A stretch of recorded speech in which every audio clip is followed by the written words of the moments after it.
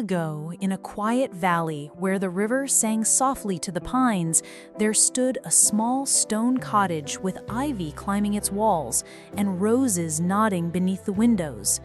In that cottage lived a girl named Elara, whose laughter was as warm as the morning sun and whose curiosity was as endless as the sky. Elara lived with her grandmother, who was wise and gentle, but held many secrets in her gray eyes. Every morning, the grandmother would tend to the herb garden, while Elara swept the floors and fed the chickens that clucked around the yard. Their days were peaceful, filled with the scent of bread baking in the oven and the hum of bees among the lavender. But there was one rule in the cottage, a single rule that weighed on Elara's mind like a stone. Never open the small wooden door beneath the stairs, her grandmother had said, her voice as serious as thunder. No matter what you hear, no matter how curious you are, that door must remain closed. Elara had seen the door, of course, a dark, narrow slab of wood with an iron latch that looked cold to the touch. It was so small that Elara wondered what could possibly hide behind it. Sometimes, when the wind howled at night, she thought she heard soft whispers calling her name from behind that door, like the rustling of leaves, like the sighs of something waiting. For a time, Elara obeyed, remembering her grandmother's words. She would glance at the door while sweeping, swallow her questions, and go back to kneading dough or mending torn clothes.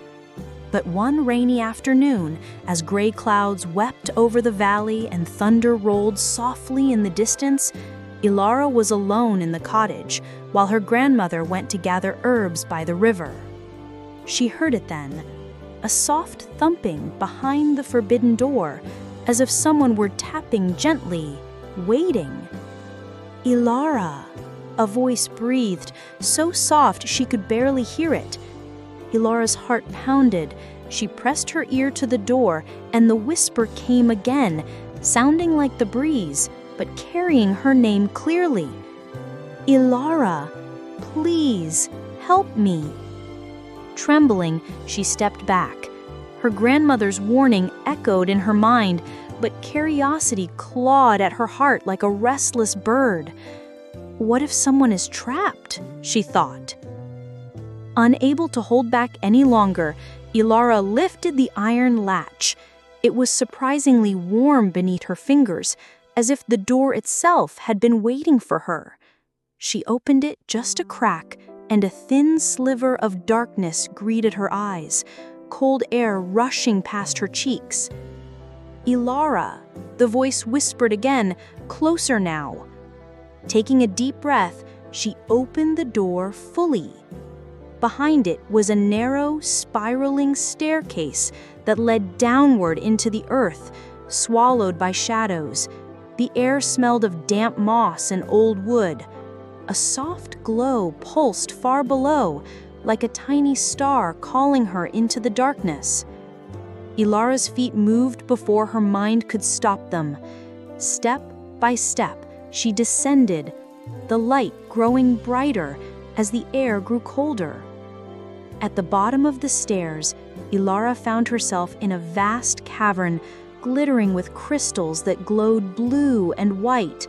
Pools of water mirrored the light, and strange flowers bloomed on rocks, their petals opening and closing like breathing creatures. In the center of the cavern stood a tall mirror framed with silver vines. Within the mirror, Elara saw a girl, herself, but different. Her reflection's eyes glowed like moonlight, and a crown of woven starlight rested upon her hair. "Elara," the reflection spoke, though her lips did not move. "You are the keeper of the door. You are the one who can set me free." Elara shook her head. "Who are you?" "I am your other half, bound here by fear and secrets. Only you can free me, and in doing so, free yourself." Elara reached out to touch the mirror, but her reflection's hand met hers from the other side, warm and alive. "Will you help me?" the reflection asked. Elara hesitated, remembering her grandmother's warning, but the reflection's eyes held no malice, just a deep, aching sadness. "Yes," Elara whispered. The moment the word left her lips, the mirror glowed bright, and cracks snaked across its surface like lightning across the sky. There was a sound like thunder and the crashing of waves, and the mirror shattered into a million pieces, the shards floating in the air like stars before dissolving into light. A warm breeze swept through the cavern, carrying the scent of roses and sunlight. The light gathered and formed into a figure, Elara's reflection, now free, stepping into the cavern whole and real. "Thank you," the reflection said, her voice like music. "You have freed the truth." And in that moment, Elara understood the forbidden door was never meant to be locked forever. It was meant to test her courage, to see if she would seek the truth, even when fear whispered otherwise. When Elara climbed back up the stairs, the door closed softly behind her, the latch locking with a quiet click. Her grandmother stood by the fireplace, her eyes shining with tears. "You opened it," her grandmother said. "I'm sorry," Elara whispered, expecting anger, but her grandmother only smiled. A sad, tired smile. "No, my dear, do not be sorry. I too once opened the door, and so did my mother before me. It is the path we all must take to find the parts of ourselves we keep hidden."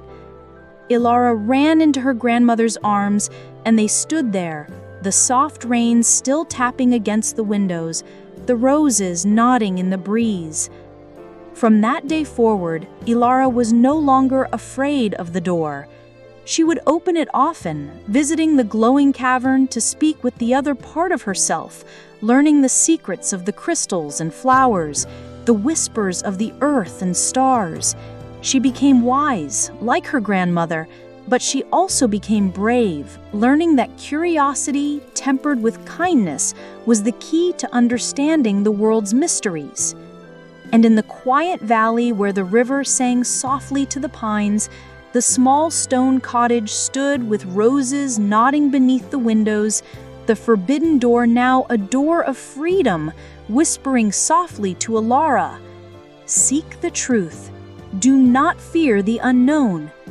Elara would smile, brush her hair back, and answer, "I will." And the door would open again, welcoming her into the hidden light.